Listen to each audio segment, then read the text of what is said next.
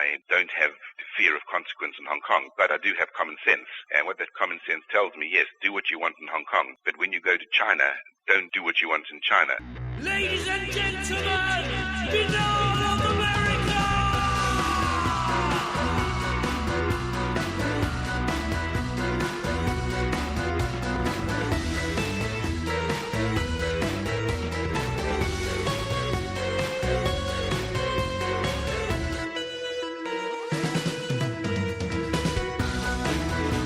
And now, ladies and gentlemen, Binnall of America Audio, with your host, Tim Binnall.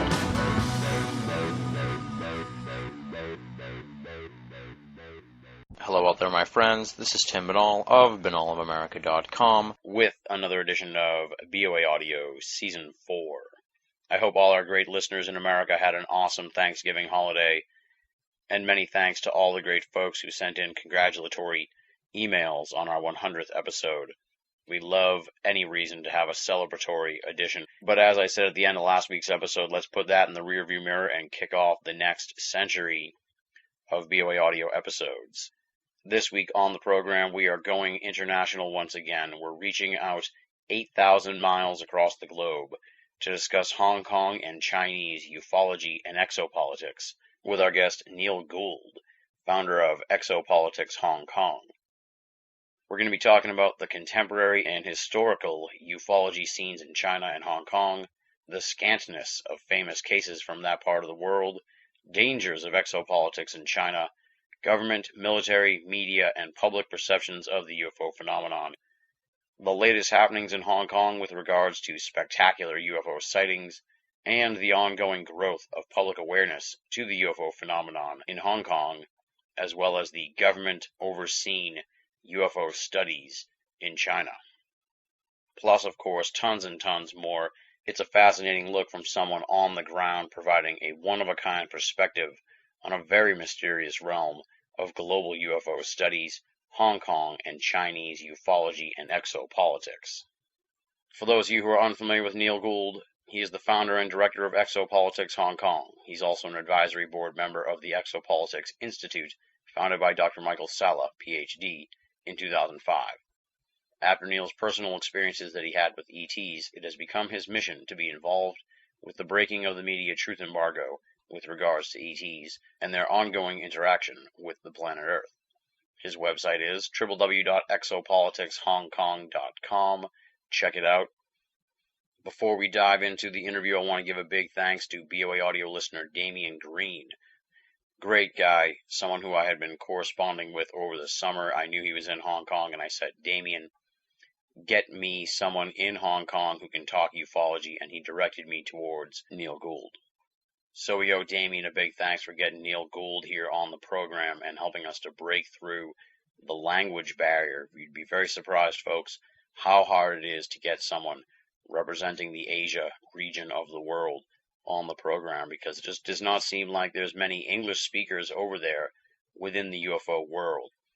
But we're working on more international experts and researchers, specifically in the sphere of Asia, to talk to us more about the paranormal world over there. So stay tuned for future episodes with that. Maybe Damien can help us out getting some other guests in Hong Kong for the show. Anyway, big thanks to Damian Green for helping us put together this episode and being our man on the ground in Hong Kong. Without any further ado, let's rock and roll. This interview was recorded on September 30th, 2008. Neil Gould, talking about Hong Kong and Chinese ufology and exopolitics on BOA Audio, Season 4. Ladies and gentlemen, welcome to another edition of Binnall of America Audio. One of the most popular elements of the show over the past 3 seasons has been our coverage of the international aspect of esoterica, most notably the UFO phenomenon, and we are delving back into international studies here for Season 4. We're calling all the way over to Hong Kong to talk with Neil Gould of Exopolitics Hong Kong, and he's got quite a grasp on what the UFO scene is like in Hong Kong. He's good friends with Moon Fong of the Hong Kong UFO Club, so he's going to give us some perspective on what's going on in ufology in the Far East, in Hong Kong, and hopefully some information about what's going on with ufology in China We're delving into the Pacific Rim of ufology here with Neil Gould. 12 hours ahead of me right now. It's really great. You're in the morning. I'm in the evening. We're going right across the globe here with this conversation. It's really exciting to have you on the program. Welcome to Binnall of America Audio. Thank you very much. It's a pleasure. Now, before we dive into UFOs and ufology and stuff, let's find out who Neil Gould is. Tell us a little bit about your bio, your background. How did you end up in Hong Kong? And how did you become interested in UFOs? All right. Well, the beginning, first of all, I was born in South Africa, in Durban. I left there at the age of 19, and I went to England. I was there for 20-odd years. And I was involved in business. I was importing from China, suffering all the problems that people do when you import from China. In other words, they send you, you know what you ordered, but you don't know what you're going to get. And finally, I came out here and set up my own factory and started producing out here. But you're really asking me, how did I get into ufology? Well, the most memorable experience was when I was 9 years old in South Africa. I had an encounter with an extraterrestrial as a child. And basically, that incident sort of hung on the wall of my mind like a picture until about 4 or 5 years ago, when all of a sudden it suddenly fell off the wall and came to life. And the next thing I knew, I was heavily immersed in ufology, so much so that I had to, if you like, almost seek help. And what I did was I contacted the Exopolitics Institute, founded by Dr. Michael Thaler, and underwent certification programs in order to try to understand and rationalize everything that had been happening to me.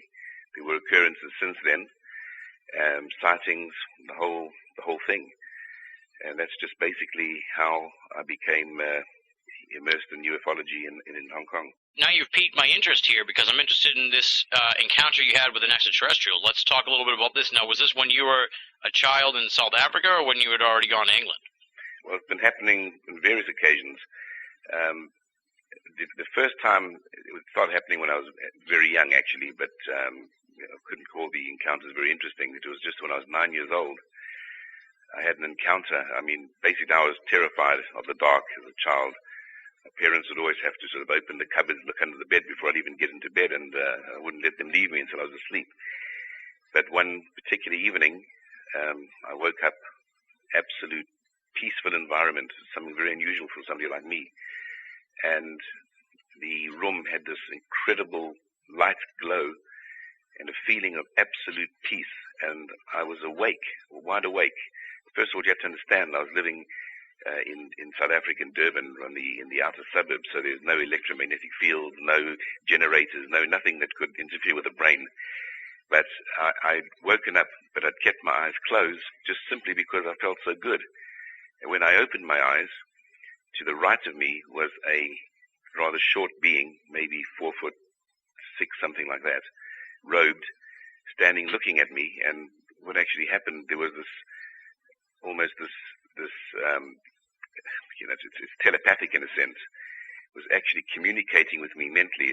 Mary Rodwell, the well-known hypnotherapist, she sort of explains it, that she's had various people undergo the same thing, and what you actually receive is like a knowledge capsule. You sort of download it with all sorts of information that comes to life as you go through life. And this is what happened to me. And the strangest thing of all, when my first son was born, at the age of 5 years old, he told me a story. He said, Dad, I was taken out of bed by these beings that were robed. I'd never told him the story. They floated me downstairs, and we went into a big light in the garden. So it's obviously something that runs in the family. I started to read up, people like Bud Hopkins, David Jacobs, Professor David Jacobs, John Mack, all the abduction experts. And recently I've been looking at the late Carla Turner. And it's just quite amazing, everything you read about and the sort of things happen to me.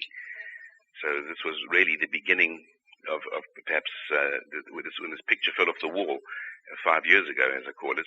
It was the beginning of a little bit of a more disturbing but interesting understanding of the phenomena. First of all, I want to tell you that this was done by intrusion. We call this intrusion. This encounter that I had.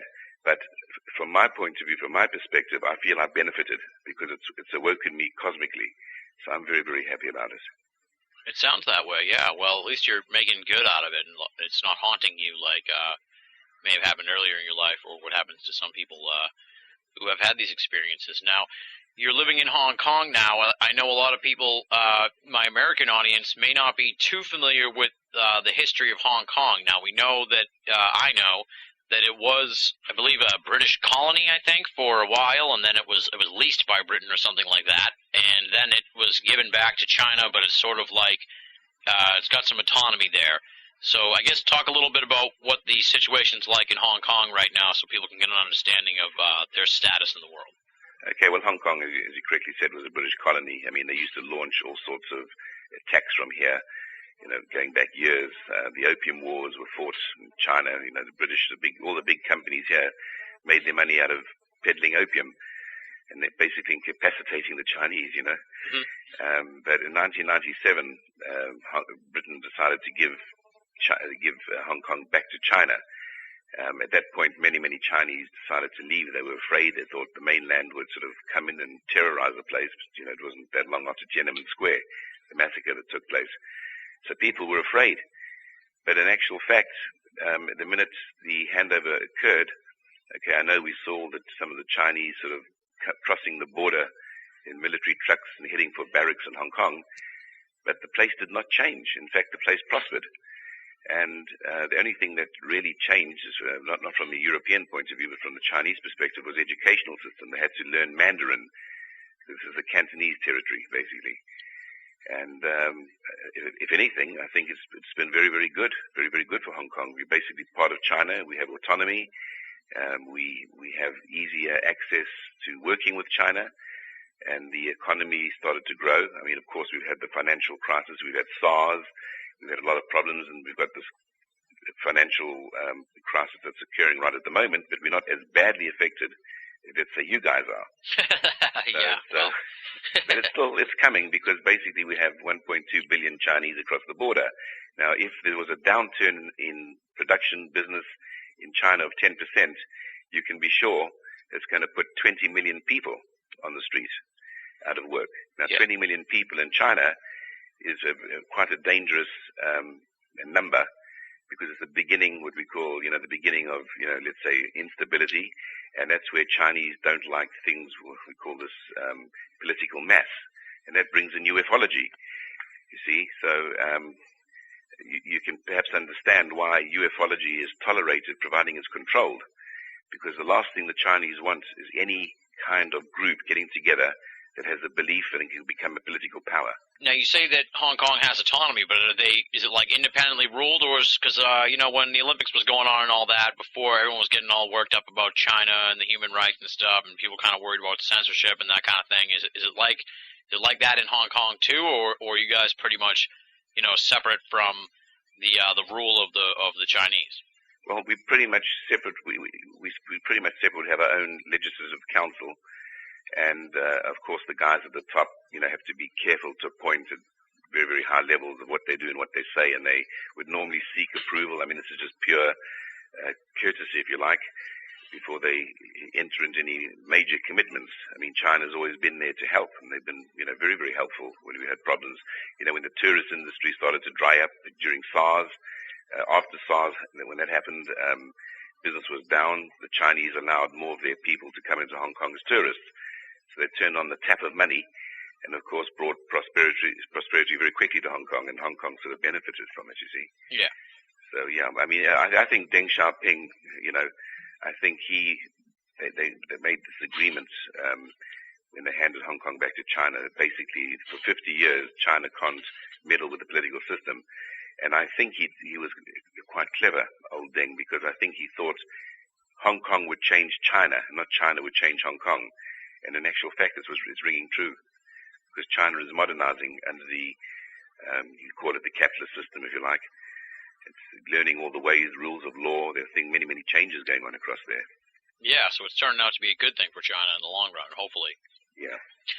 All right, now let's dive into the UFO phenomenon. I'm going to couch these in reference to Hong Kong, but feel free to sort of throw in China if you like. I'm presuming that even though they're separate entities, that there's at least some crossover as far as the UFO phenomenon goes, and if not, you can of course extrapolate on that. Mm-hmm. Let's start out with the history of the UFO phenomenon in Hong Kong, in China. It's believed in some circles that this has gone on for millennia, since the beginning of mankind.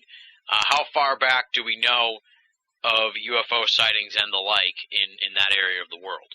Well, in terms of China, we do know about sort of artifacts that were found. I think they're called the Droper stones. I'm not a complete expert in the subject, but these Droper stones were shaped like flying saucers.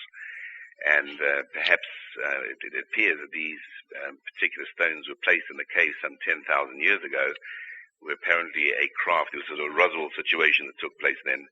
Various archaeologists found the stones. Incidentally, they've totally disappeared.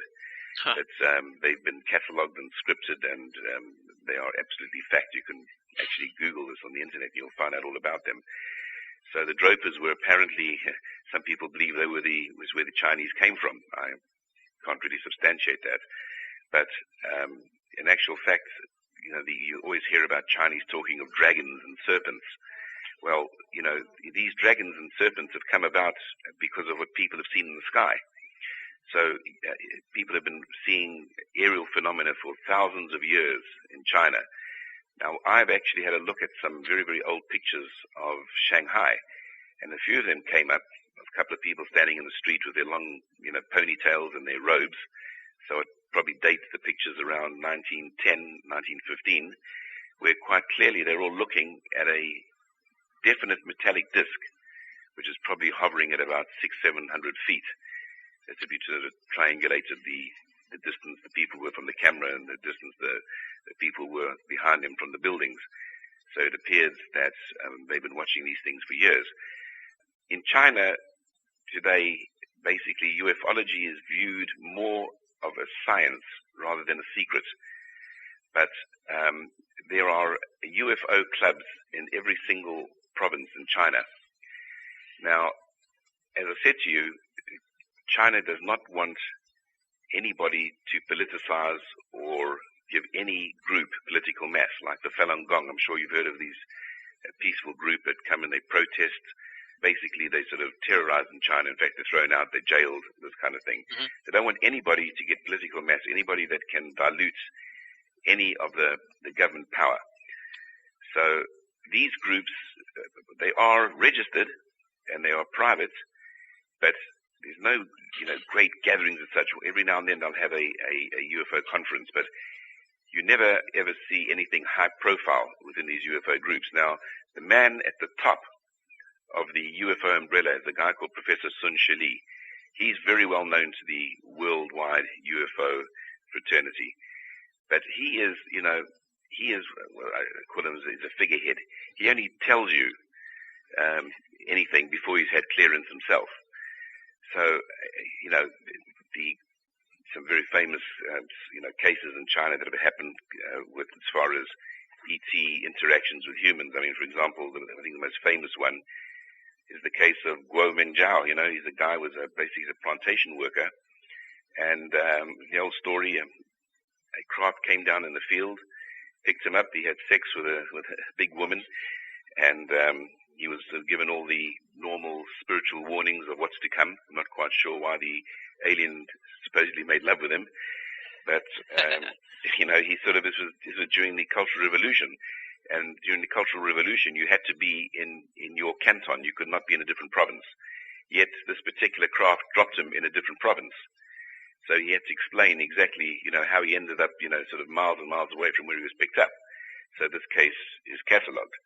Now, I've at many occasions tried to get to speak with Chinese contactees, and typically what happens is you'll get a letter, and you'll open the letter and you'll get the beginning of the story, and then you'll get to a point where they start to ask for money.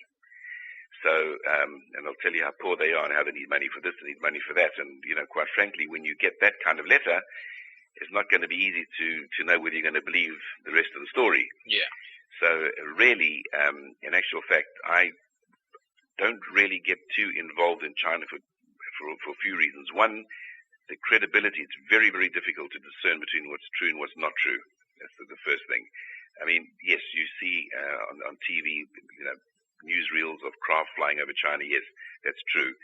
I prefer really to stay within the domain of Hong Kong, because if I really got heavily involved in China, I might be viewed as, maybe some kind of dissident at some point, because the word exopolitics, the last word, politics, you see, yes, it might be misconstrued, and then suddenly, exopolitics is politics. And what is politics? Somebody who wants to overthrow. Well, that's not true. If anything, I'm for stopping America attacking China and throwing propaganda at China all the time, Yeah. So my activities are quite heavy in Hong Kong. I'm heavily involved in this kind of thing in Hong Kong. So much so that, sad to say, and I have to tell you, that your NSA, your people in the States are interfering here. They've been interfering in what I've been doing as well. And it just goes to show how the United States military really want to keep the lid on the reality of exactly what's going on in terms of the extraterrestrial presence and interaction with the planet Earth. I gave a lecture in Mongkok on the New Territories one day, and we put out the time as being 2 o'clock. And then we put that out on the email and on the website, and then we changed the time, but I didn't do it on the email or the website. I did it through mobile phones to all the participants. And I arrived there early. When I got there, there was this European lady. She was there ahead of everybody else. She'd obviously picked this up off the website. But the point is that throughout the lecture, throughout the day, taking of photos, I have photos of her clearly covering her face, bending down behind the chairs, hiding away, and just before the end of the lecture, she disappeared. Wow. So there's one example. And I took the pictures to a particular expert that I know on body language. And he just said, this person just didn't want to be seen, didn't want to be photographed. So that's the first thing. Now, the second thing, myself with, Moon Fong Moon Fong is the chairwoman. That's a little bit of history about her. The UFO Club of Hong Kong is the social side, and the Institute of Ufology is the academic side. The Institute of Ufology has associate professor from the Hong Kong University. You have PhDs. And basically what Moon does on the social side is she gathers people around and has events and basically to try to educate as many of them as possible on the UFO phenomena. Now, Moon was in the place called Pyramid City in South America, outside Mexico City. And she was there with the well-known contactee. I think you've heard of him, Sixto Paz. And while she was with him, she saw a daylight metallic disc, and it basically changed her life. It was 11 years ago. She came back to Hong Kong and she set up the UFO Club. And the problem is what they suffer from is a language barrier, so they don't really understand anything other than a flying saucer and aliens and maybe Billy Myers. That's probably the full extent of the information they have, with perhaps a little bit of Lisa Royale, the channeler. But, everyday events, me being part of Exopolitics World Network, 50 emails a day with real-time news that goes on all day, every day. Mm-hmm. So we're really in the picture. So, myself being here and working with them has helped a lot. So much so that they decided to get their academics, and a group of them, invited myself, and we invited Mary Rodwell. Do you know Mary Rodwell? The name does ring a bell, yeah. In Australia. She's amazing, E.T. in human transformation, one of the most amazing women you'll ever meet. And basically, they persuaded the Hong Kong University to set up an educational course, part of the fourth-year degree program, to do these lectures on exopolitics and ufology. And everything was set up, and we invited Mary, and great, everything was great. Preparing our lectures, and I was working with all the boys and the girls and making sure that everything was nice and fluent and presentable, and they were also we were looking over each other's work. And on the 16th of September was kickoff day. We got confirmation from the university, and we notified the public, because there were seats for the public, students enrolled. It was great. On the 16th of September, they did not open the doors. The doors were shut. They did not tell anybody. They did not warn anybody. And feeble excuses were coming out. Oh, it was coming to the dean of this faculty said you shouldn't call it science, and then the story changed to something else, and then it changed to something else. And basically, the whole program got shut down. This is just, like a couple of weeks ago. Yeah. Now, this is, to me, it stinks. This is typical, because all these institutions, at the end of the day, all around the world, are all government-funded, and governments, you know, they're all influenced by the NSA, and this program was sort of shut down. Now, it's very, very, very simple what's going to happen now. Basically, this is an interference in students' academic freedom. Now, I can tell you now that none of us are going to rest with this situation. It'll either, one of two things will happen. We'll either bring it onto the streets. We have all the press behind us, but we're giving them 1 month's grace to get their act together and to move away from any external influence on this particular matter. And secondly, at the end of the day, we could circularize everybody and tell everybody, look, you know, your university doesn't want you to know the truth. They want to teach you a load of garbage. They want to teach you the old ways. They're being influenced by external forces. You know, either you're a sovereign nation or you're not. You're either puppets. Make up your mind. If you want to come and listen, we'll go and hire another hall. We'll do our lectures over there. We'll tell you the truth about the extraterrestrial presence on this earth. Huh. So, you know, I'm sure you're quite surprised that there's so much going on out here, you know. Yeah, it sounds rather interesting. Now, we'll confine the area of discussion to Hong Kong, since you said that's probably where you're most comfortable and familiar. So let's talk about maybe some key cases or noteworthy trends. You know, have there been flaps in Hong Kong, or specific key cases that you think people might be interested in that have happened in Hong Kong? Well, you know, if you think the Phoenix Lights was such a great, incredible occurrence, look, of course it was. Okay, the Phoenix Lights, you know about that. Mm-hmm. In the year 2000, just by the millennium, you know, quite a few people knew that I was always slanted towards ufology, and I got a call one night from the governor of the Jewish day school in Hong Kong, and he said to me, Neil, he said, look, I'm calling you, just don't make a big thing about this, but I just want to tell you, I was out on the boat last night with a few other people from the community, and, you know, we saw these they were like, you know, it was like V-shaped, it was like lights, but there was no body, but then, you know, it was huge, you know, 800 to 1,000 meters wide, but, you know, then there was no sound, and, you know, I don't quite understand what this is. So immediately I knew there was something non-terrestrial taking place here. So I said to him, look, why don't you tell me exactly what happened? I'll come and see you. Because he called me the next day. I said, what time can I come and see you? He said, look, why don't you come at about 7 o'clock? I'm on the Kowloon side. I'm working. I have a vessel coming in from South Africa with oranges, and we'll be unloading the freighter. And you come over there, and I'll try and explain the whole thing to you. So, of course, I made my way across to the Kowloon side, and I arrived there, and I saw he had his back towards me. He was talking to the captain of the vessel that chartered. The captain was a Polish captain, and I walked up the gangplank, and as soon as he felt the gangplank bouncing, my colleague, the governor of the school, turned around to me and said, hi Neil, hi. How's things? I said, fine. He said, okay, I'm going to tell you exactly where we saw these things. So you must remember, on the mainland side, on the Kowloon side, you're facing Hong Kong Island. You're facing all those tall skyscrapers that you see on the horizon, the well-known site. So I said, yes, well, what happened? He said, well, you know, it came in from the western side, and they headed into the sky and over some of the buildings.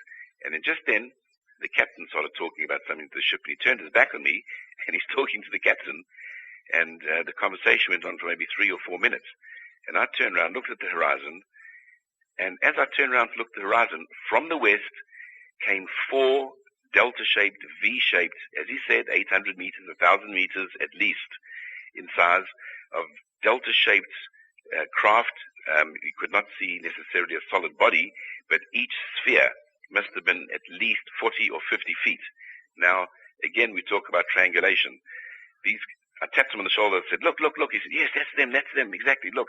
They flew in, and they headed towards one of the buildings called the IFC building. I think it's the International Finance Center. There's 2 now. There's an IFC 1 and IFC 2.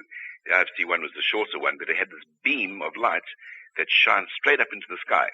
So I was able to sort of work out the height, which would be about probably about 800-900 feet in altitude, and at least each wing 400 to 500 meters, but V-shaped backwards. And these balls, well, you can call them orbs, but it's a V formation, just like you saw in the Phoenix Lights, were flying silently. They were burning gold, brilliant gold white, difficult to explain. There's no such color to explain it. And they were circling at 25, maybe 20 kilometers an hour, high above the sky, circling slowly around this beam of light. We watched this for 2 hours. We had 20 or 30 Chinese workers who were working on the boat. They were looking at it, but they were totally disinterested. It was the most incredible thing. Yeah. They look and they look away. Well, I said, what do you think those are? Oh, yeah, dragons. And then they look away. And, there was just no way you could enter into any sort of conversation with them. Now, the worst thing is, I arrived there, no camera, which is typical. And, we're watching this for 3 hours, 4 hours maybe. I mean, it was just absolutely amazing. And you just would normally think the whole of Hong Kong has seen this, and you're going to see about this in the TV tonight, Yeah. So this was the beginning of that particular flat, because a few weeks later, after that, I was at somebody's anniversary party with my son as well. We looked out the window, and again we started, but not this time, not orbs, but disc-shaped craft were flying over Hong Kong. They were flying from the Kowloon side, slowly over the buildings in a bright white arc welder's light. Were flying overhead.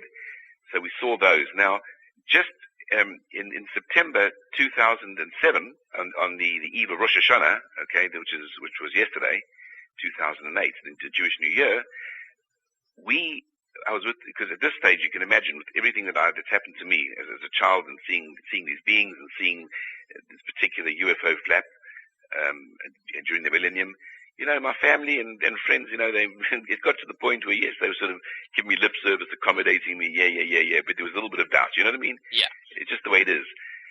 But in September 2007, my family were here, and we were all at home together, and a skeptic who is a very, very top guy in a very, very famous, one of the top 5 accountancy companies, right? Mm-hmm. He was here with his wife, and we're sitting on the balcony, and all of a sudden, out of absolutely nowhere, this orange box appeared to me. I saw it first, and I looked at it. Everybody was there, and I couldn't say anything because, you watch, you're absorbed in something, you're quite shocked.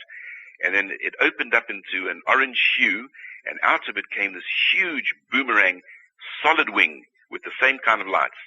And I screamed to everybody. They're all on the balcony anyway. So they all turned around, all looked up, and everybody saw it. And I would say to you, that's my epiphany. That was the day I was declared sane.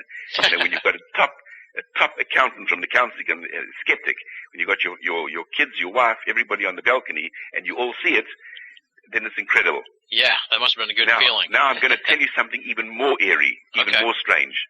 Last night was Rosh Hashanah again, right? Mm-hmm. 2 nights ago it was Rosh Hashanah again. We were on the balcony again. This time my son from London came here, and he also wanted to see this. He'd heard all about it, and we looked on the balcony again, and the same damn thing happened, except it was wishbone shaped. So we're reeling over the sighting from the other night still.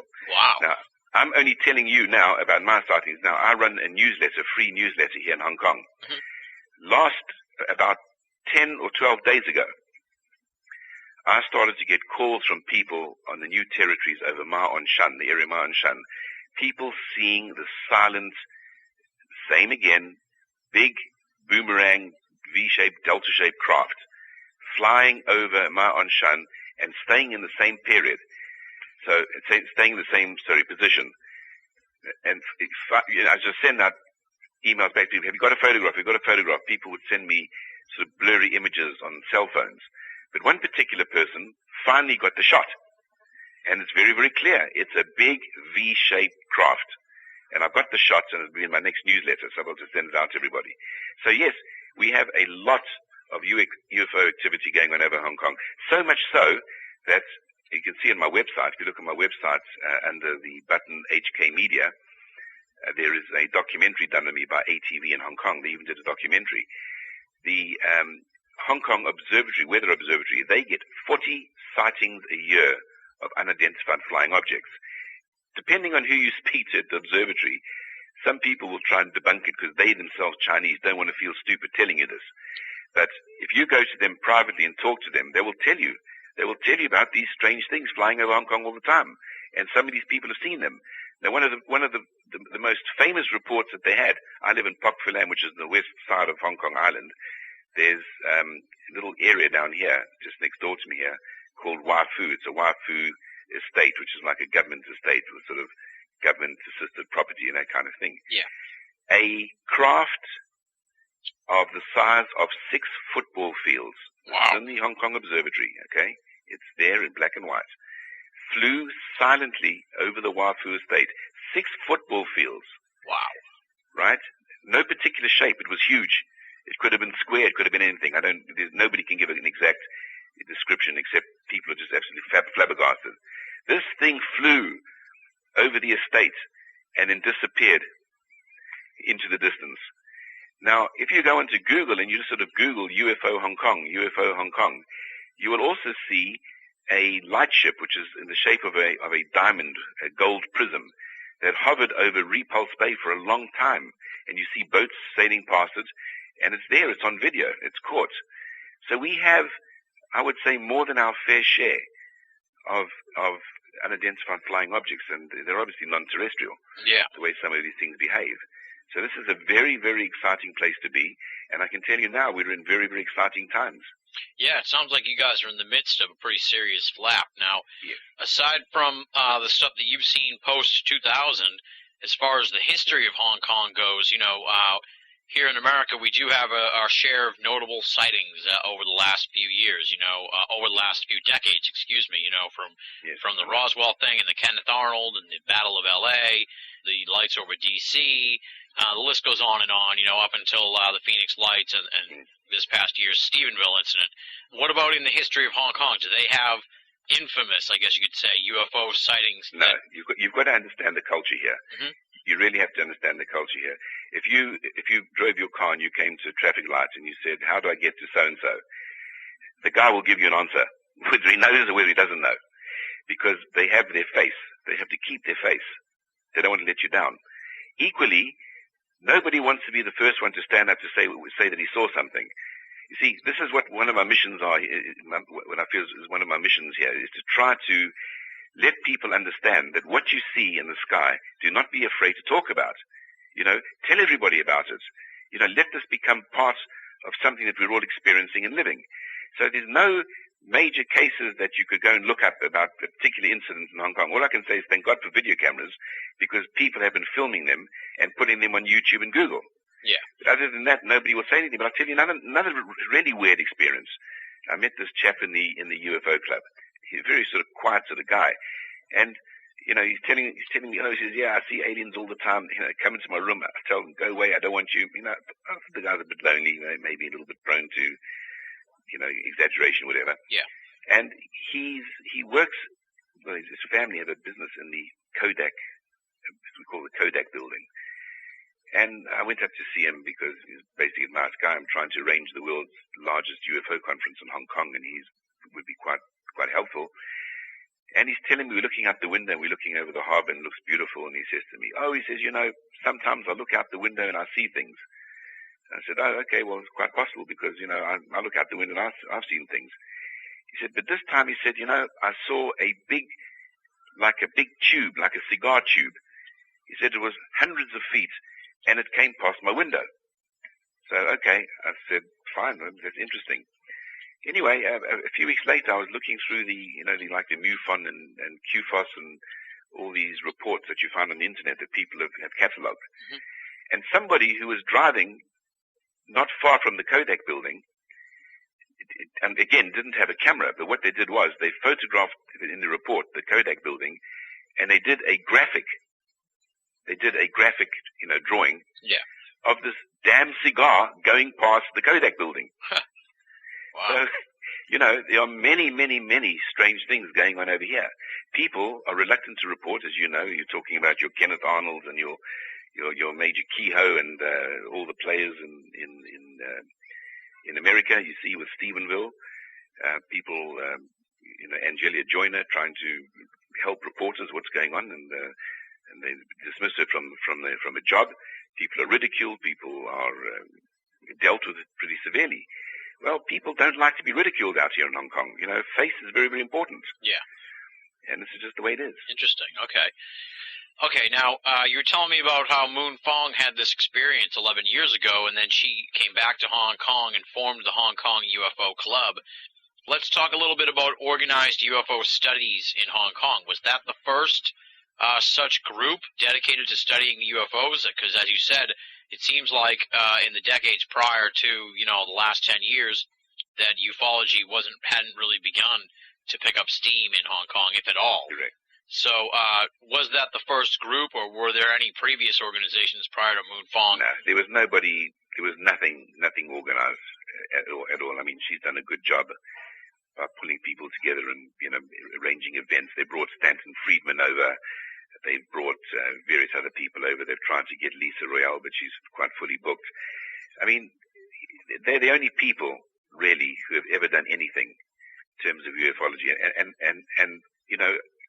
I'm so happy that they're here because, you see, as a Westerner, first of all, I don't speak Chinese, and, I'm sort of limited what I can do, but, there's no animosity with them. They're just so welcoming to me. They pull me into all the radio programs.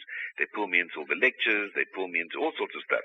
And I'm actually making the contribution, as well. And I'm very, very happy to do that because they're doing such a great job. And if I can help make it better, why not? Okay. And we are making a mark here. It does sound like you guys are making some great progress. Now, I'm going to take you back into China, and I apologize for that, but I do want to know about the organized UFO studies in China. Now, you talked about how it is nowadays, and I know there's been a lot of upheaval in China, over millennia or over however long China's been there. There's always sort of been a tumultuous situation, but how long has UFO studies in China been going on? Well, I don't have any firm data on that, but UFO studies was always in the scientific realm anyway, just like it was in Russia, in the Russian times. In and out, the government allowed it, and they disallowed it, and then it went underground, that kind of thing. Mm-hmm. It's a similar thing in China. It was allowed, and it went underground simply because, many, many years ago, behind the scenes, all the leaders of the world were involved in, being briefed, if you like, on the extraterrestrial issue. And don't forget one thing. Please don't forget one thing. America is the guardian to the gateway of space. America is the guardian to the gateway of you having a nuclear reactor in your country or not being allowed to have one. Mm-hmm. You've got to be a member of the American club.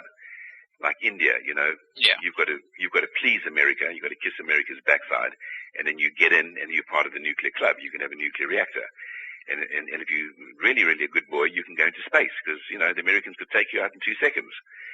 So you have to understand that all these countries that are up in space today, they're all part of the club. They all cooperate at a very, very high military level, and in China, you can't penetrate that. You cannot get past that front door of the space program. That would really be viewed as something very, very serious if you ever did try to do that. Now, we all know, just listening to people like, Richard Hoagland, for example, or looking at some of the pictures that we see on Mars and on the moon of the anomalies that exist up there, the ruins on the moon, for example, the mining equipment that's there. Hoagland identified a kind of a android head that's lying on the floor. We know the testimony from the Disclosure Project of Carl Wolf, when he says, Sergeant Carl Wolf, when he went over to NASA as an engineer to fix something, he was watching them doctoring and airbrushing out these anomalies that exist on the moon, towers and all sorts of stuff. So, we know there are things on the moon, yet the Japanese, they've been flying around the moon and photographed it. The Indians have been flying around the moon photographing it. And so have the Chinese. Yet nobody will talk about what they've seen on the moon. You see? Yeah. So you can see exactly what's going on at the very, very top. Everybody is part of this club, and they're treating us all like mushrooms, aren't they? They keep us in the dark, and they shovel manure on us every now and then, That's for sure. Now, what about China now? They're going into space, so you're saying that they're part of the club now, if you will? Absolutely. If they were not part of the club, they would not even be able to get off the ground. Interesting. Okay. You've talked about some of these UFO sightings you've had and the UFO flaps of the last few years. Now, a lot of people here in America subscribe to the idea, whether they're skeptics of UFOs or not. I take the belief of, the all of the above idea as far as UFOs go.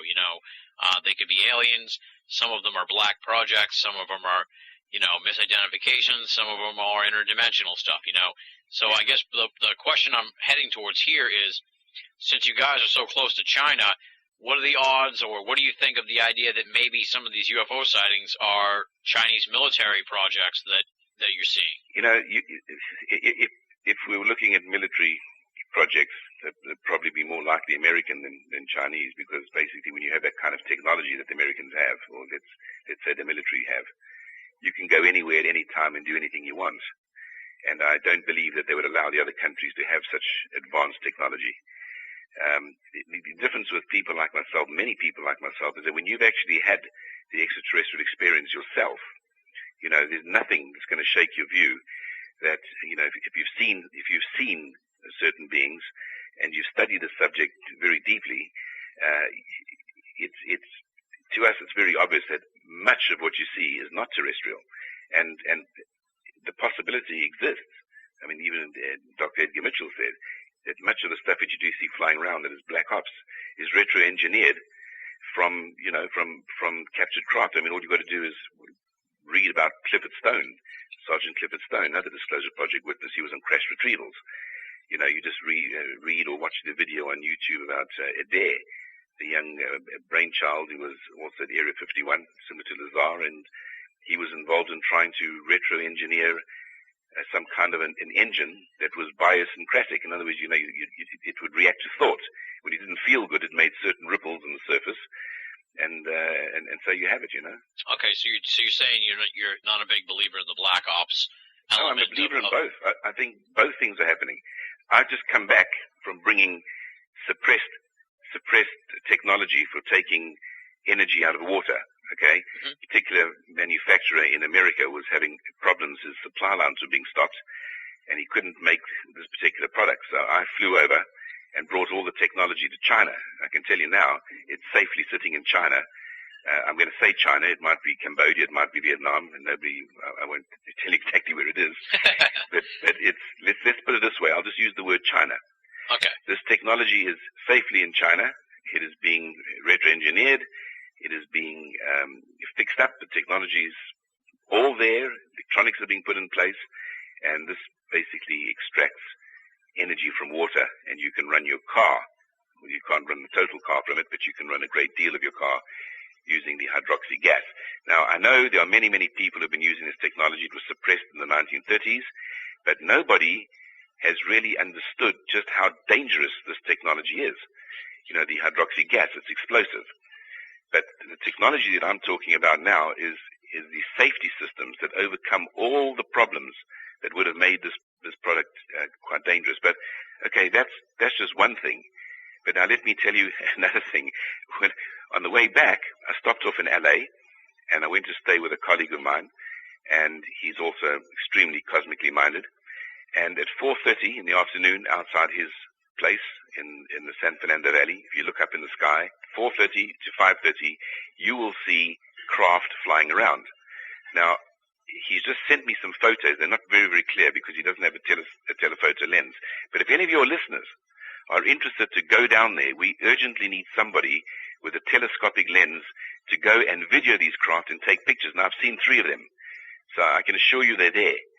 So if I get emails from anybody, I can then send the telephone number of this young lad. His name is Jason Friend, and he'll be most pleased to take you there 4:30 and show you exactly what's flying in the sky.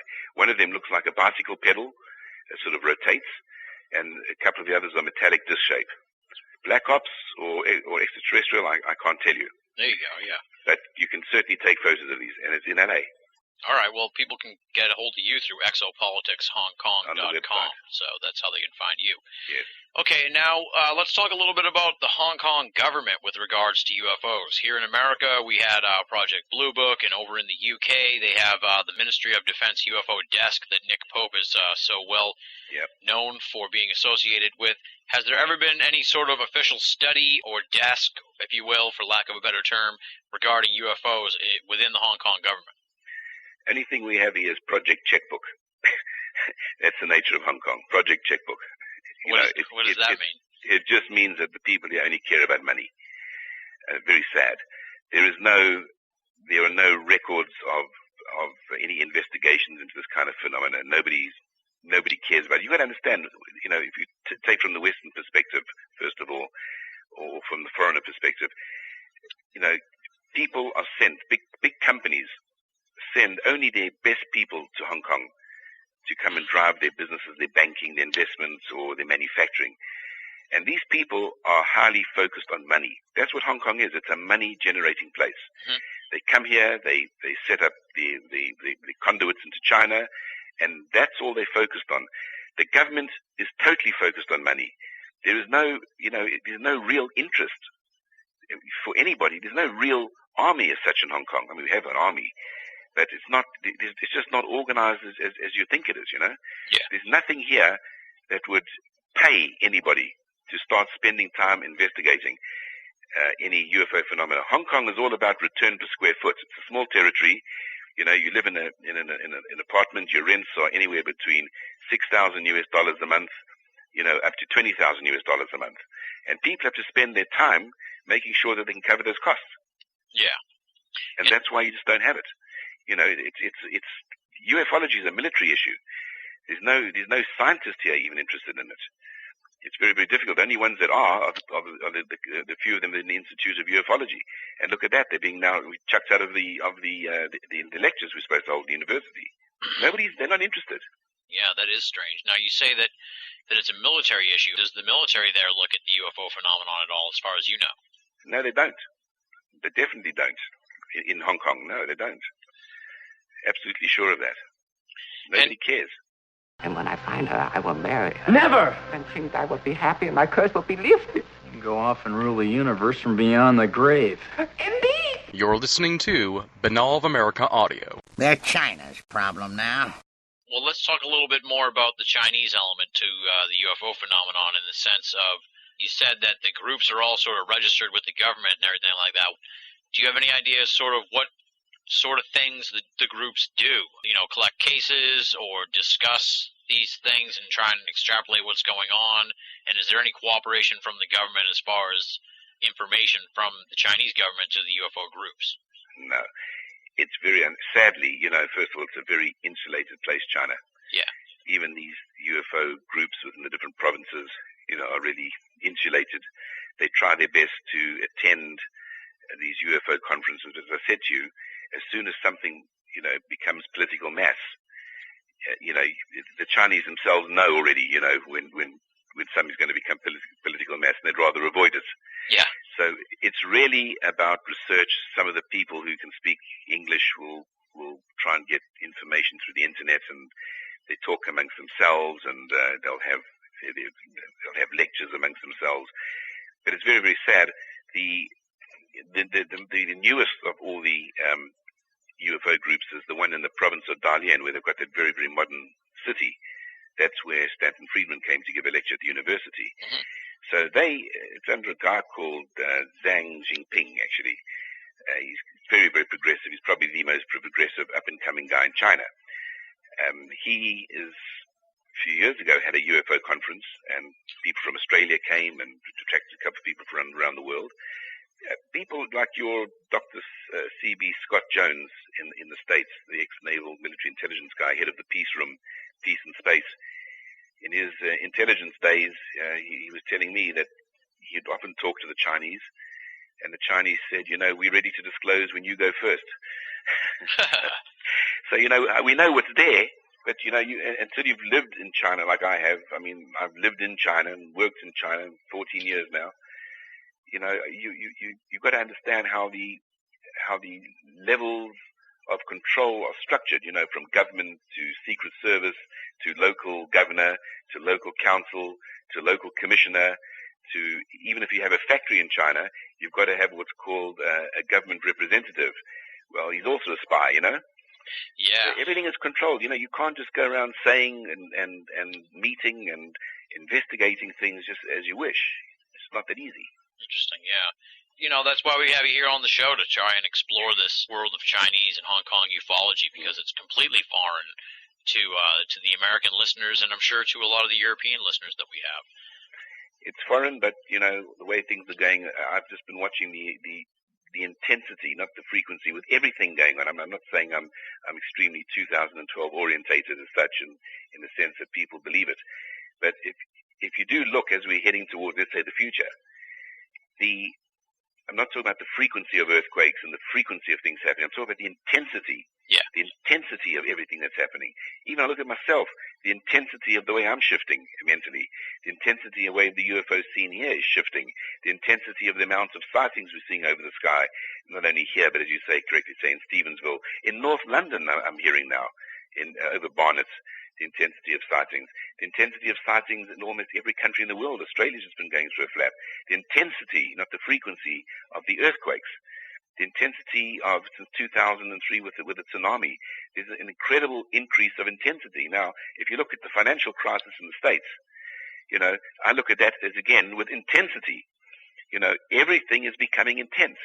Now, if America goes down the pan because of all this, and, the states start to decide, well, I'm not going to go down the ship, and maybe I'm better, going on my own. I'm Texas, for example. Yeah. I'd rather be on my own. I can survive. I don't need them. I've got a bit of oil, and we're industrious people or whatever. This could happen. Now, if we start to see this kind of breakdown of let's say, of world order, we might start seeing a breakdown of, who's allowed in and out of space, who can say what they want to say. You might start to find that the intensity becomes even stronger. Americans might get themselves in another war and be distracted again. And, slowly the truth will percolate out. I mean, they're talking now about October the 14th of being a day where there's this Australian channeler is predicting some kind of a flight of a mothership called the Alabama that will show itself and will actually stop over the States for a few hours to be photographed. True or not, we don't know. We'll wait and see. We're all waiting very patiently, but there's a lot of talk about it. We're seeing more intense events going on every single week. And just sitting here, as part of the Exopolitics World Network, Stephen Bassett's crowd and Dr. Sala's crowd, reading everything that I see coming through my BlackBerry almost every 10 minutes, there's an incredible amount of change going on in the world. People are going to wake up, and when they do wake up, and, I'm surprised that the American people have not woken up at the moment with this financial crisis, but they better wake up. They're going to be starting to ask a lot of questions, and they're going to be starting to blame a lot of people for sort of keeping the hood over their heads. And the Chinese, the Hong Kong people over here are also becoming very, very aware of everything that's going on, more and more and more aware. See it all the time. Every time I talk to them, asking more and more questions, and they're starting to notice more and more intense events around the world, and they keep asking me, and a lot of them are doing a lot of research on their own, which is something they weren't doing.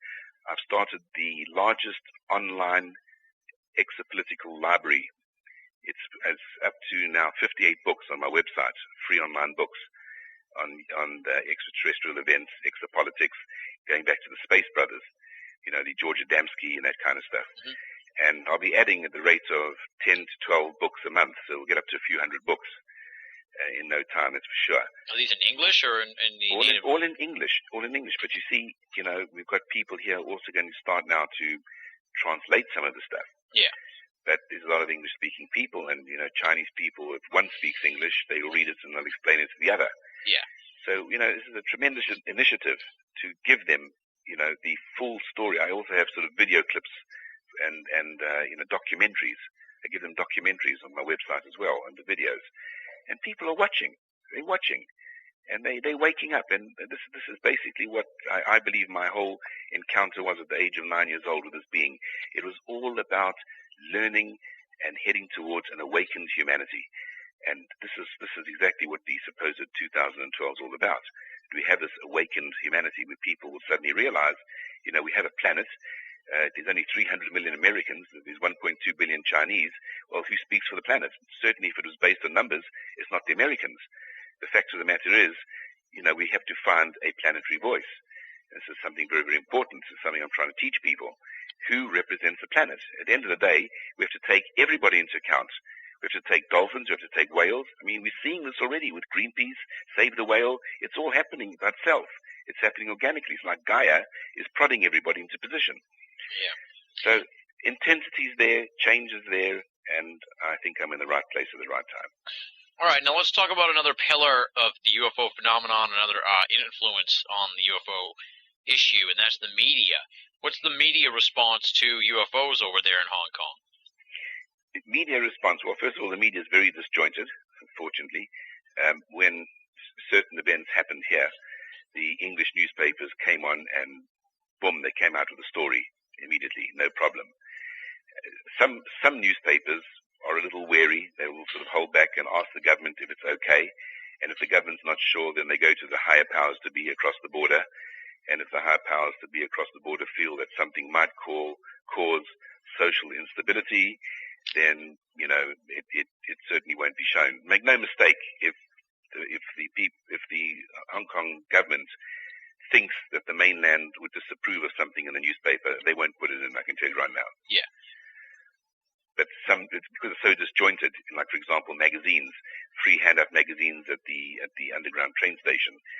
You know, you couldn't put a block like in America where you could block everybody in one shot. It'd be very, very hard here to block all the news all together at the same time. Because people think here about the checkbook. I must sell papers. I can't stop it. I must sell, you know? Yeah. But would you say the media response is largely positive? Here in America, it's getting better, but for years and years and years, it's been mostly negative and sort of putting down the UFO phenomenon and try and make it, you know, discredit it. What's the stance, I guess you could say, on the UFOs out there? Here it's, you know, when there's something in the sky and it'll be on the news, you'll see it, and they'll say, you know, it's claimed to be a flying saucer. But they're not ridiculing. They just won't say what it is or what it isn't. So there's no problem. Yeah, you'll see it. They won't hide it. I mean, I've just been telling about the university, but when it comes to, you know, something very, very much aligned along the political lines, because if you go to university, that's political. So these are the people of the future, you know, and student movements are strong, etc., etc. There's no problem. There's no real censorship as such. As I say, the Hong Kong Observatory guy stands up and he says, yeah, you know, we had something the size of 6 football fields fly over the Waipu estate. You can be sure there's no problem here. There's none of that at all. And usually here on the media also, if they're giving fair time to UFOs, then they usually give a pretty good amount or more time to skeptics and debunkers. Is there a fair share of that sort of scene? No, we don't really have debunkers. I mean, the worst debunker that I ever had was just being interviewed on the local English radio station by an English interviewer, and he wasn't debunking, he was just giving me a hard time to get to the truth. No, you don't have debunking. You know, it just isn't that culture here, you know. I mean, people would very much like everything to be true. You know, everybody wants it to be true. Everybody wants to see it. And everybody wants to know more about it. Yeah. So there's just no, you know, you're living in a very, very, very, America's a very, very, very contained, controlled, you know, suppressed society as far as the media is concerned. You know, I mean, you know the whole story about when you start to go up the ladder where you end up. But here is different, you know. But since the takeover in 1997, a couple of the newspapers are owned by mainland China. And it is something in the back of journalists' minds whether, you know, you might find that certain things will not be maybe published because they might be too political. But to date, they're publishing when there's a sighting and enough people see it, it goes into the newspaper. Interesting. Okay. And now you're saying that more people are awakening where you are. What's the perspective of, and you also touched on how in the past no one would report UFO sightings because of the cultural situation over there. What would you say the perspective is of everyday people with regards to UFOs in Hong Kong? Well, the perspective, it's very hard for me to know the perspective of everyday people because of the language barrier, but working to the UFO club and from what I see, people, I mean, obviously there's a lot of people seeing things, not reporting it as it is anywhere in the world. But what's happening now, there is this theme that has developed in Hong Kong now, since we've really been pushing exopolitics and ufology out into the media and to people and doing lectures and especially the documentary that we did here. You know, there is the theme, and as I say, when a jogger goes out and he's jogging and he sees something in the sky, he has his cell phone camera, he takes a picture of it and he sends it in. So, you know, the theme is people are realizing, somebody once said to me, wow, we're so thankful now we can talk about it. We've got somebody to talk about it with. We see things. We want everybody to know. In the past, they wouldn't do that. They'd just be too embarrassed, to sort of lose face. But yes, no, it's definitely a growing thing. I can't give you statistics or numbers because, you're talking about, 6 million people. Yeah. And many of whom are just, I would never have any contact with, and probably those people may never, ever even hear about the UFO Club either, Yeah. Just different sort of social category. As I said, your website, exopoliticshongkong.com, and you've kind of touched on some of what you're all about, but I guess let's extrapolate more on that. What do you see as the role of exopolitics in Hong Kong? Well, there's a few roles. I think one of the roles, which is the hardest, and it's the one that I'm most keen to get involved with, is to let people understand the political history surrounding exopolitics, surrounding the UFO phenomena. Let people understand everything that happened, let's say let's pick a time from Roswell, and take it through to Eisenhower's alleged meetings with extraterrestrials and making those agreements, and then the counterintelligence program against the contactees, the space people, your Adamskis, Howard Menger, George Van Tassel, taking it further on to Billy Myers and the Pleiadians. Basically, people have got to understand the key point to the extraterrestrial political issue is exactly what Eisenhower warned the world about in his farewell speech to the nation, about the growing strength and perhaps that the military-industrial complex was going to be, becoming out of control, would take over things, and the military-industrial complex really by default is sort of the military themselves. They were the subcontractors according to Corso, right? Corso got all the technology out of the crash craft at Roswell, gave it to the military subcontractors. We got image intensifiers, we got Kevlar, we got fiber optics, we got everything out of that. And the military-industrial complex today is a huge, huge machine that's apparently drawing 1.7 trillion every year in sort of money from Congress without proper oversight, Yeah. You use in black budgets. Now, it's pretty obvious to me that if you've got such a machine, the machine needs to eat. And it's controlling all the geopolitics all around the world, and it has to create wars, or it has to create problems in different parts of the world so that it can feed itself, make weapons and sell weapons, etc. And I view the whole timeline from the time of Roswell right up to date, really, up to today. Mm-hmm.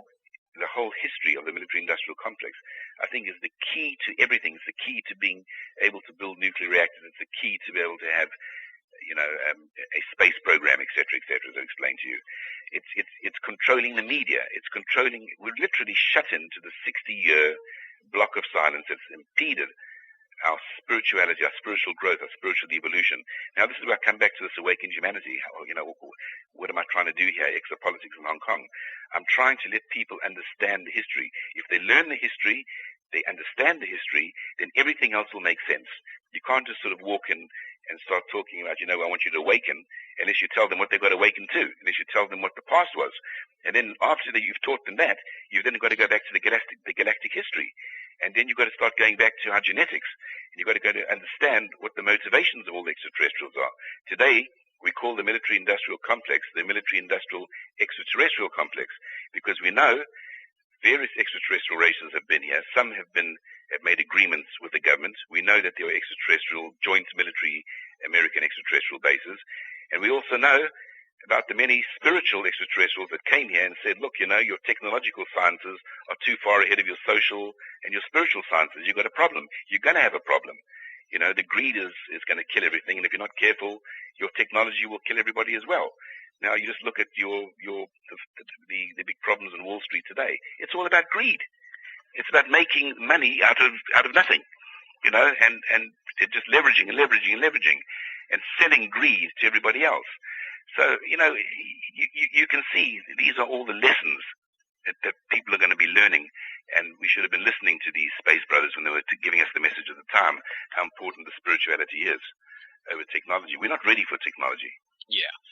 you kind of intimated that you try to stay out of China because of the exopolitics thing and the politics and the kind of little, you might tweak the wrong people, and that was sort of one of the questions I have here in the notes. Isn't it kind of, is it worrisome? Are you worried at all about stepping on the wrong toes as far as doing exopolitics in Hong Kong and maybe agitating the Chinese government with some of the exopolitical stuff? Because from my perspective, and here in America, a lot of the exopolitical work is sort of aimed at strong-arming the government into releasing UFO information. So, I mean, are you a little, how do you feel about that? And do you ever worry that, one day you're just going to get picked up and no one will hear from you again because you're shaking the tree too much? Well, okay, it's a bit different between, Hong Kong, China, and America. First of all, the Americans have got everything locked up in Philip Corso's old filing cabinet. It's all in there.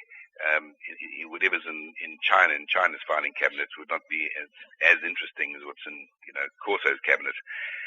Having said that, am I concerned? Well, I'm not concerned. I have absolutely no fear in Hong Kong at all. I've faced, many situations out here in Hong Kong. I don't care.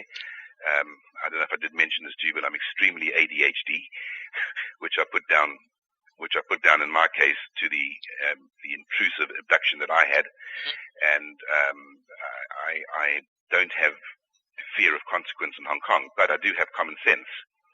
And what that common sense tells me, yes, do what you want in Hong Kong, but when you go to China, don't do what you want in China. But I have another belief. I believe that I can get to China by actually, in time, by going to the Chinese authorities that are based in Hong Kong, sitting to them, talking to them, because everything in China is about face and it's about rapport and relationships. And I will be developing relationships with the Chinese authorities here in Hong Kong, and I'll put all my cards on the table, and I'll explain to them I'm very, very pro-China. I'm not anti-China. Okay, I'm very, very pro-China. We have energy problems in the world. I've got this technology that I've brought out here that you can basically get energy from water. I guess they know about it already. I guess they've even got better systems themselves. But you see, everything is so compartmentalized. The one guy will not know about what the next guy's got, but never mind. Yeah. I will sit down with these people. I will tell them that I want to do this huge UFO conference in Hong Kong. I would like their help. Could they perhaps send their astronaut? Could they perhaps send one of their contactees? Could they do something? This is the way to do it. Is with China, you have to build bridges, not destroy relationships. If you go in there and you start telling them I'm the big I am, exopolitics, politics, you're going to find yourself, as you say, perhaps not coming back home. Yeah.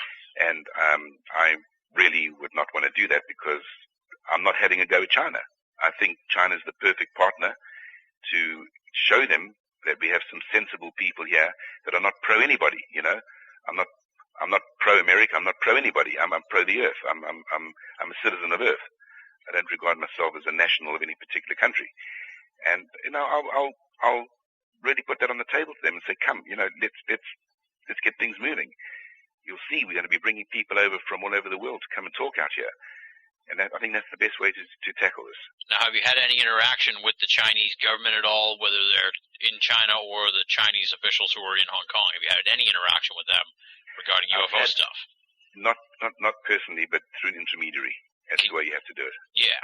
Can you talk a little bit about that, or was that still developing? Basically somebody's talking, and you got to look at it from that person's perspective. He's got to go and think, well, who's sitting on him? Yeah. And you've got to let that all sort of percolate up the levels. Right through the top if it gets to the top. And then later on, maybe we'll probably talk to Professor Sun Shili. He's the so-called figurehead. He's the respectable face of ufology in China, in Beijing. He was actually a Spanish interpreter for Chairman Mao. Oh, wow. In the Cultural Revolution. And he's a political umbrella of ufology. He teaches economic in Beijing University. And, we'll be talking more to him at the top, and we'll be talking to some of the guys here at the bottom. And we'll see how it goes, You said that it's a lot of scientists and stuff looking at the UFO phenomenon in China. Would you say that it's treated with more respect as far as it's okay to look at the subject in China? Because here in America, if you're a mainstream scientist, you're not going to touch UFOs with the 10-foot pole because you're going to lose your tenure or lose, your job or something. Is it more acceptable in China to look at UFOs if you're a scientist or someone who's got mainstream credibility? Yes, it is, as long as you don't politicize it. I mean, they do, they regard it as astronomy and science. It comes under astronomy and science. So they investigate it, but there's nobody going to go and turn around and say, hey, our origins might be extraterrestrial. We now suddenly find, 223 laterally inserted genes in our DNA that shouldn't be there. They don't have the required predecessors on the mitochondrial side. You won't get anybody saying that, but you'll certainly get people investigating, sightings in the sky. You'll get people writing about some of the historic archaeological artifacts that used to exist and have some of them hidden away now. And you'll get these scientists attending these various UFO clubs all around China, but nobody will step outside of tram lines, because they're all know very well and understand that Sun Shili's at the top, and he has to keep everybody within the required parameters. China is probably protecting two things. One is its social stability, because they're not very keen on religion or anything at all. And second of all, they've got to protect this membership club that they have with America. Yeah. And that's just basically the two basic rules out there. For lack of a better term, you think China's in bed with the U.S. as far as UFOs go? Because I was always sort of under the impression that China acted pretty independent of the rest of the world. Nobody can act independent of America. Well, not for long. He who has, he who has the technology, and he who wins the war rewrites the history. Yeah. And, if America's up in space, I mean, God knows what they've got up there. Do you see that one guy, what's his name, Larson or something? He had this special telescope, and he was taking pictures of these stars in the sky, and he put them on the internet. And you just saw hundreds and hundreds and hundreds of these like space stations all over the night sky.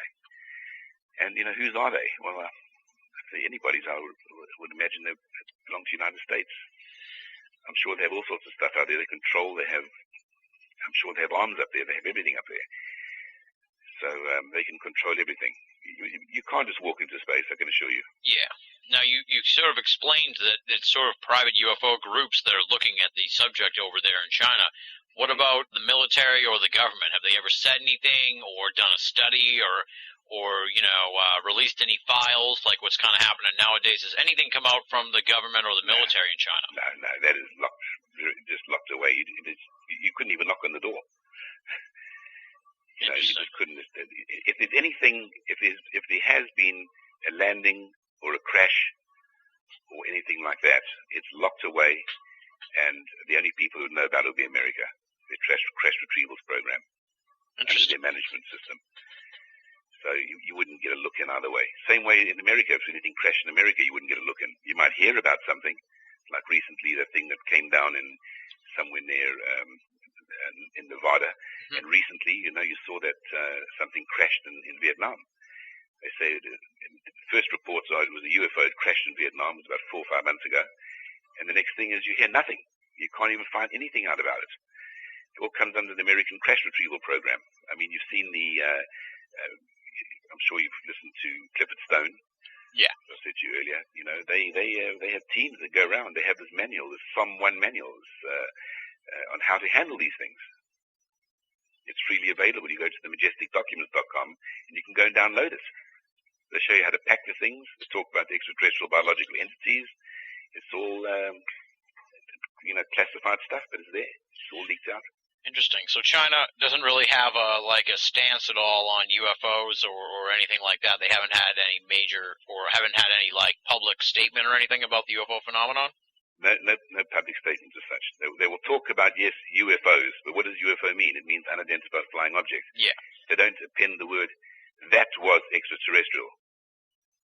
They don't. But there are theories about the Droper stones you can read about, You can read about all this. About this craft that crashed 10,000 years ago, and these stones have inscriptions describing it. They're shaped like the ships and that kind of thing, and the occupants were quite short and Asiatic looking, You can read about that on the internet quite freely. You can also read anything that Sun Shili writes, because he's sanctioned to write. And he talks about, he always talks about the famous cases of the contactees in China. The two most famous cases, the one that I just told you about, with the guy in the plantation meeting the alien woman and being given message of spirituality, and of course the other famous one is when the extraterrestrial took the guy in his back and flew him all around the place. So Sun Shili writes about that. He also wrote one article where he says there are extraterrestrials living amongst us. Now, Dr. Michael Sala wrote a very, very similar paper himself, which is freely available on exopolitics.org, that extraterrestrials live amongst us. So yeah, there is this kind of hint every now and then, but you cannot get past that. You can't get past Professor Sun Shili, because past him is the real heavy-handed military. Yeah. You say that Sun, I may butcher this guy's name, so I apologize to you and him. But Sun Shin Lee, you said that he wrote a piece that said there are aliens living among us, and you also said that he can't really do anything without getting it approved by the Chinese government. So can we in turn assume that they approved for him to say that was the case? Yeah, they let him write a certain amount, and that's it. They allow him to write certain things, and he can't write what he wants. Yeah. He's just the umbrella. He's like the conduit. He's the face. Right. So what I'm trying to say though is then, so by osmosis or by logic or whatever, we can assume then that since he could write that there are extraterrestrials living among us, then that is actually was okay by the Chinese government for him to say. Yes, it was okay by the Chinese government to say. Interesting. But nothing. You can't get anything else beyond that. That's what one thing China's good at saying. See, in the West, if you get a hint of something, we'd say, well, tell me more, right? Yeah. It's normal. In China, you get a hint of something, you shut up. you don't go past that. That's it, Yeah. That's the way it works. You get a hint and finished. No why, no ifs or buts. That's it. You just the way it works. Yeah. It's the same in business laws there. China is very, very, very difficult. People come to invest their money in China and to set up factories. And they go to their lawyers, and their lawyers tell them, don't worry, you do this, everything will be okay. What they don't understand about China, the law is different to everywhere else in the world. You have what's called China law, which is the law in the statute book, right? Yeah. Then you also have what's called China policy. Now, you're not told about China policy. China policy basically means that the judge can be flexible with the law. For example, if a factory is employing 5,000 people and the factory goes bankrupt, China law says you close it down, it's bankrupt, and you sell the assets, right? Yeah. China policy says, no, better to keep the people working. They bankrupt, we'll put seals on all the machines to show that the machines can't be sold. But China policy says that as long as that factory's got orders and it can turn, the creditors cannot touch the machines. Huh. That's China policy. See? Yeah. So it's a very, very complicated system. Okay, now, I just want to touch on the media in China. Now, we talked about the media in Hong Kong, but I understand the media in China is a little more tightly controlled. Is it the same sort of situation with the UFO phenomenon where, like you kind of already touched on this, though, that they're going to report on the UFO phenomenon only as much as they think they can get away with, pretty much, right? They'll report any sighting, no problem. They'll show it proudly on Shanghai television. You'll see, I've seen so many cases, even whilst I've been in China, just happened to be at the right time when over Shanghai, this prism flew over. Another time, sort of like orb flew over. I've actually seen an orb myself in China. And it's filmed and it's quite proudly put on the TV as a UFO, an unidentified flying object. They don't identify. They don't say, well, it is this or it is that. But people in people's minds, the word UFO means flying saucer. Yeah. Means, its connotation is it's extraterrestrial. And they don't try and hide that. So they don't say, look, it's obviously something from Earth. Yeah, they just leave it out there and sort of let the people figure it out for themselves. That's correct. That's the way it works. And then you sort of touched on disclosure. A lot of people seem to think that if disclosure, well, there's an ongoing debate about disclosure, I guess you could say, and there's hope that maybe some other country would open the door first. And it sounds like you're not a big believer in that because a lot of people are pinning their hopes on China to release UFO information first to sort of tweak America or get ahead of America on the UFO front. But you don't think that's a possibility? No. Disclosure is a very, very strange phenomena. To me, all those people who are educated in exopolitics and ufology, and I mean educatedness, heavily educatedness. To us, disclosure already happened. It happened in 2001 when Dr. Greer had the Disclosure Project, and he had 450 military witnesses telling you as it is. To me, that's disclosure. Now, to come to somebody like me and tell me that the only time, I can believe that disclosures actually happen is when the same damn people who lied to us in the first place tell us, that extraterrestrials exist. Yeah. I'm not going to listen to the TV, or they'll put a spin on it. They'll put their spin on it. They'll spin what they think is suitable for the people. Now, I don't believe that this government or any government is actually going to be qualified to handle disclosure in the future. You're going to need citizens diplomacy. You're going to need track 2 diplomacy riding alongside track 1 diplomacy. You're going to have a citizens diplomacy element that's going to oversee everything, that's going to be totally transparent. Because anything that a government does is track 1, and anything a government's going to disclose, they're going to put something in it that maybe helps perpetuate their illegal businesses going on within the military-industrial complex. They might put a negative spin on it. So they could put weapons in space. They could do what they want. They could do a false flag operation. Yeah, exactly. So for me, disclosure was already happened. It's 2001. And if people are clever enough, wise enough, then they know. And if they don't know, then it's time for them to learn and to awaken. Okay, fair enough. Now, I just have one last question for you, and it's completely off the beaten path, but I figured that since you're close to China, you might know the answer to this, and that was, it's always been sort of a long-standing rumor here in America that they teach that the moon landing was a hoax in Chinese schools. Is that true? No. It's not true? No. Okay. Then you've debunked a long-standing rumor, so I appreciate that, because it seems I've been hearing that for a long time. No, the Chinese watch with great scientific interest in anything the Americans do in space, and they respect it. And where do you see this whole UFO phenomenon going? You kind of intimated that you feel like things are reaching ahead. Is that the way you feel, that the intensity is picking up and that we're headed towards some kind of UFO breakthrough, if you will, for lack of a better term? Well, I really do, and when I talk about it, I'm talking without bringing government into it, because to me it's a waste of time. People are going to put a spin on something. Why listen to them? I believe more and more people are becoming wise. You take somebody like Stephen Bassett of the Paradigm Research Group, one of the most amazing political activists you can imagine. I mean, they put the questions to the presidential candidates. Remember Dennis Kucinich, when he was asked if he ever saw a UFO. Latest initiative from the PRG, they're trying to get everybody to send the fax. If you look at the PRG website, you see they want millions of people to send a fax to the government regarding the ET presence on Earth. They want basically everybody to force Congress to take testimony from former military agencies.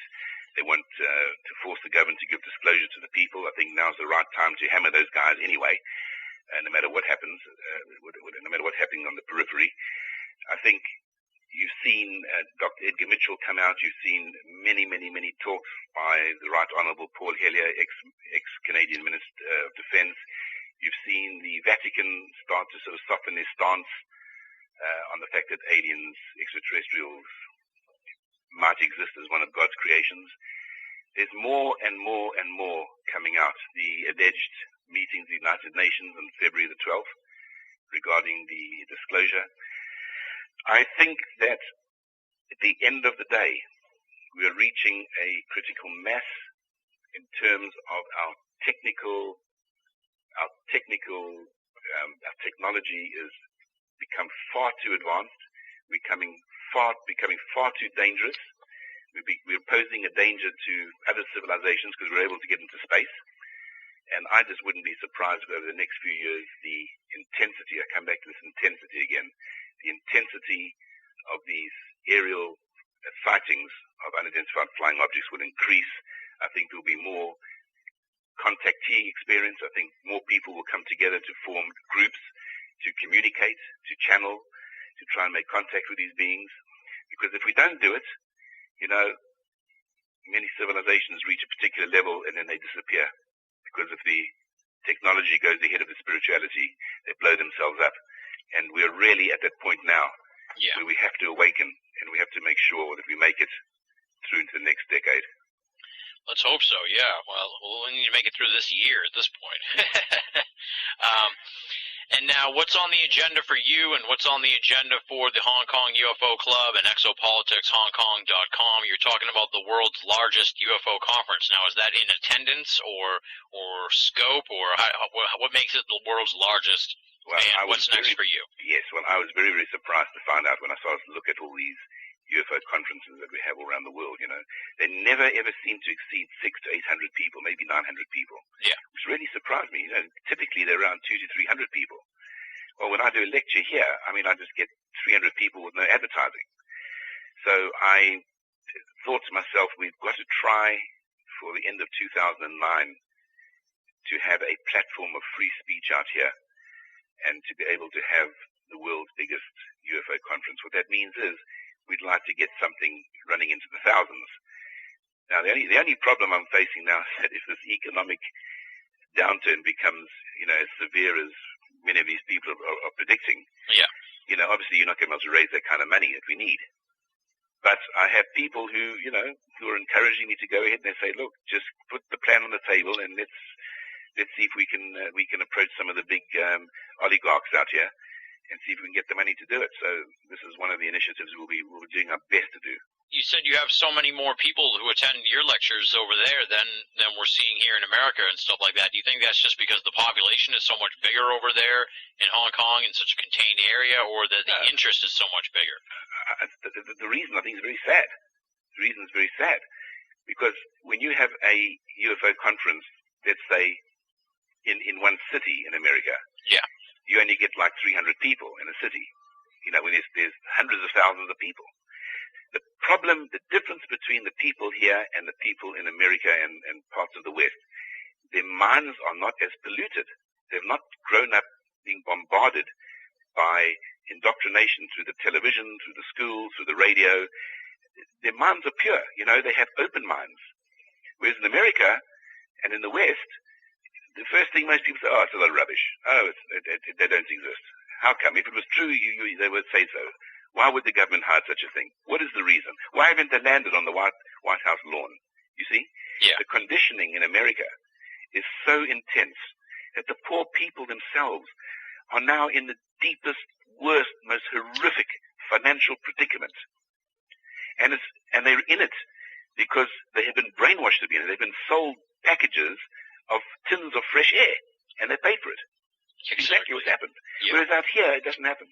Well, Neil, it's been great to have you on the show. You've given us some tremendous insight into the UFO scene over there in Hong Kong and China.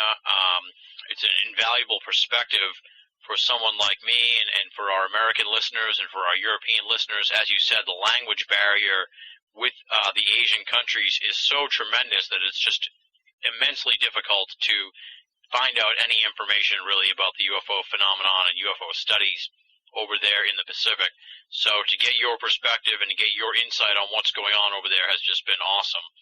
I want to thank you again for coming on the show. Wish you the best of luck with your massive conference that you're trying to put together.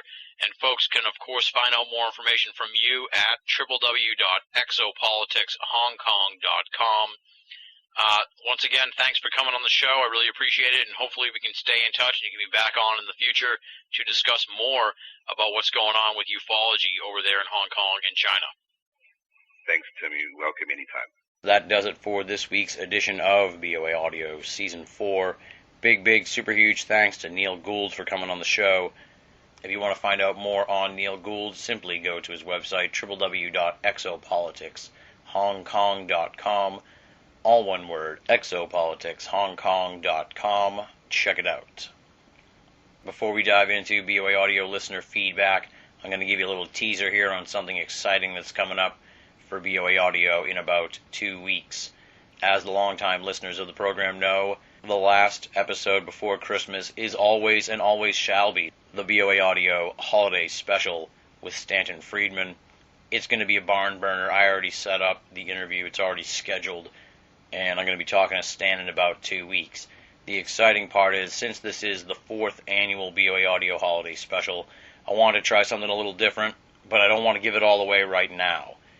Next week I will tell you all about this, but in short, it is an exciting opportunity for BOA Audio listeners who happen to be members of the USOV.com to be a part of the 4th Annual Holiday Special. How can you be a part of it? That's simple. Go to the USOV.com. If you're not a member, join. It's free. Don't worry about that. And then you want to go to the section known as The Vault. That'll have all the information on this exciting opportunity for this year's holiday special. Next week, I'll just spill the beans and let you know what it is, but for now, I'll give you a teaser, try and drive some folks to the forum who've been thinking about it but haven't done so. Check out the forum, check out The Vault. That'll have all the information in there. Next, of course, it's time for BOA Audio listener feedback. I really enjoyed the way we did things last week, covering a number of different emails, so we're going to try that again here at the end of the program for episode 406. The emails this week run the gamut from amusing to mysterious to heartwarming, so we'll kick it off first with the amusing, and that is from Cheryl. No hometown listed. Here's what Cheryl has to say. Just wanted to let you know that you're doing a great job. Appreciate these interviews, but your description of the George Knapp interview has an oops. You actually have the Charles Upton description duplicated there and nothing about George. She was talking about the Season 4 archive page, which, embarrassingly enough, did have the incorrect information on there. Cheryl, kudos to you for catching that mistake at BOA. It has since been corrected.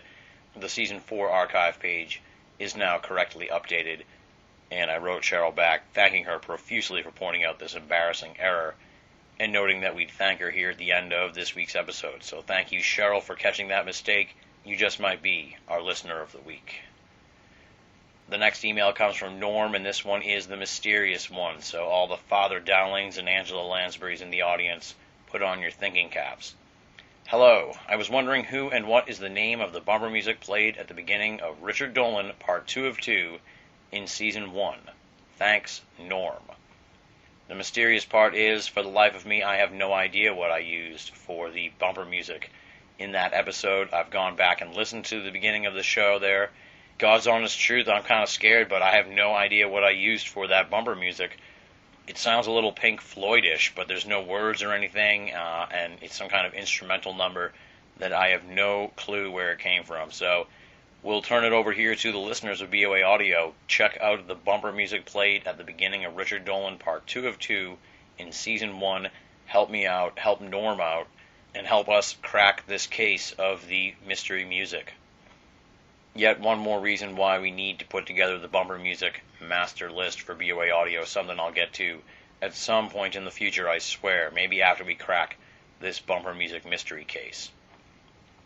And finally, we wrap it up with a heartwarming email from Anna in Tennessee. Here's what she has to say. I have a health issue keeping me in bed right now. What a blessing to find your program. I appreciate how you let your excellent guests, especially Jim Mars, do most of the talking. This is a rare gift among talk show hosts these days. Please continue your great work and know that your program means so very much to me. P.S. I enjoy your program on hoaxes and ghosts too. Have you heard of Dr. Elizabeth Loftus? She is an expert on memory and how fallible our memories can be. I think you would find her to be an intriguing guest. There you go. That was from Anna in Tennessee. First off, Anna, thank you so much for writing to us. I wish you the very best. I hope your health issues clear up and you can get up and running and get out there in the world. But no, for now, the BOA Audio will be right there by your side throughout your health issue, and hopefully you'll get through this in no time fast. Regarding Dr. Elizabeth Loftus, I'll put her on the list here for future BOA Audio guests. I'll check out her stuff and see if we can pin her down at some point in the future on the program. Definitely sounds like somebody who would be very interesting. I'm not sure if she's a skeptic, a debunker, or someone within the world of esoterica who's technically, quote-unquote, on our side. But either way, it sounds like a fascinating episode, and definitely one I'll look into. So there you have it. Thanks again for writing in, Anna in Tennessee, Norm, and Cheryl. They are our BOA Audio listener feedback contributions this week. If you'd like to be a part of BOA Audio listener feedback, here's how you go about doing it. For starters, make your email pithy, and we'll definitely get you in at the end. I can't really read 6 paragraphs from somebody, even though I appreciate the feedback, and I read it, and I try to respond to those lengthy emails. To read them at the end of the program would be kind of a nightmare, and let's all be honest, nobody wants to hear me talk that long. So make your contributions pithy and send them here. BOAaudio@hotmail.com. or go to binnallofamerica.com and click the contact button. That'll give you all the necessary information. And finally, you can always join up at the free BOA forum, theusofe.com, theusofe.com, or just click the forum button at BOA to get to the US of E. As we noted at the beginning, we got an exciting opportunity for participation in the 4th annual holiday special with Stanton Friedman. You want to check that out at the Vault section of the US of E, as we try to add a little twist to our holiday tidings with the father of modern-day ufology. Those are the 3 ways to get in touch with me: the email, the contact section, or the forum. Any of those methods will get your correspondence into the mailbag for future editions of BOA Audio listener feedback. Next up is, as always, the thanks portion of the show. Let's run down the list of the outstanding BOA staff: Leslie, Chiron, R. Lee, Joe V., Tina Senna, Rochelle Hawks, and Richard Thomas from Wales. I could run down the list of their contributions over the last few weeks, but you would just be agog by the time I finished. You definitely want to check out their columns at Binnall of America, Monday, Tuesday, Wednesday, and Friday. Always top-notch material, and we got a couple of new columnists on deck that I'm working into the system right now. So hopefully by the time 2009 rolls around, we'll have 2 more names here at the end of the program to list for you and give kudos to. If you're only listening to Binnall of America Audio and you're not reading the columns at BOA, you're only getting half the story. Binnallofamerica.com, BINNALL of America.com. Make it a part of your everyday search for esoteric news and opinion. Ho, ho, ho, it is the holiday season, and you know what comes next in the program. I ask you for donations. Think of me as the guy at the mall with the bell and the bucket, because I'm asking you to make a little donation to Binnall of America and help us keep the bills down. We're living through a financial crisis here across the board. Everybody understands that. I understand it as well as anyone. So I'm not asking you folks that are just scraping by to give donations, but to the people that think they can afford it, please make a donation to the BOA franchise to help keep the website and the audio program up and running and freely available to all of our great listeners and readers the world over. Next week on the program, it is an episode well over 2 years in the making. Somebody I've been trying to track down over the course of the last 2 seasons of BOA Audio, and I finally got a hold of him a few weeks back. Folks who've been listening to the program for the last year or so will remember how I've been sort of intrigued by these lost mysteries of esoterica, and next week we are going to dive in a very big way to one of those lost paranormal mysteries. It's going to be our first 2-part episode of Season 4. We're heading into previously uncharted waters on our program, and an area of mystery once huge in esoterica but now relegated to the peripheral, the Bermuda Triangle. Our guest is going to be Gian Cassar, author of the fantastic book Into the Bermuda Triangle, a tome which has reinvigorated the triangle mystery.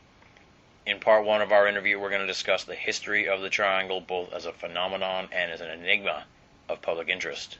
We're going to discuss the most famous and infamous triangle cases, like the Carol A. Daring, Flight 19, Christopher Columbus's triangle experiences, the Ellen Austin story, the tale of the USS Cyclops, and many, many others. In part 1, we're also going to cover the government's take on the triangle, Gian's arguments against the various triangle debunkers, and disappearance flaps in the triangle, including the infamous December hex. Trust me, my friends, this is going to be a can't-miss double episode of BOA Audio. It is richly detailed, unearthing one of esoterica's lost mysteries, the Bermuda Triangle. That's next week, Gian Cassar, part 1 of 2, on BOA Audio, Season 4. You don't want to miss it. And on that note, we wrap it up here for the week. Big thanks, of course, to Neil Gould for coming on the show, and our friend Damian Green in Hong Kong for helping us put it all together. Until next time, this is Tim Binnall, thanking you for listening, and signing off.